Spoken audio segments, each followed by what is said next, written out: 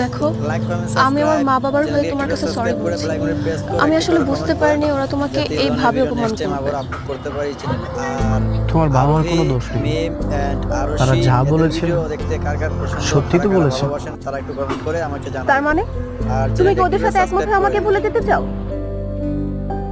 না, আমি তোমাকে কখনোই ভুলে যেতে পারবো না, কিন্তু আমি যেটা চাই তুমি সেটা কখনোই পারবে না। কি কি চাও তুমি? আমি তোমাকে বিয়ে করতে চাই। তুমি সত্যি আমাকে বিয়ে করবে? হ্যাঁ সত্যি। আর তুমি জানো না তোমাকে ছাড়া থাকা অসম্ভব। তুমিও তো জানো তোমাকে ছাড়া আমি এক মুহূর্ত থাকতে পারবো না। ঠিক আছে, কাল তাহলে আমরা কাজে অফিসে যাবো। আমি আমার ফ্রেন্ডদেরকে বলবো আসতে, ওখানে যেয়ে আমরা বিয়েটা করে ফেলবো।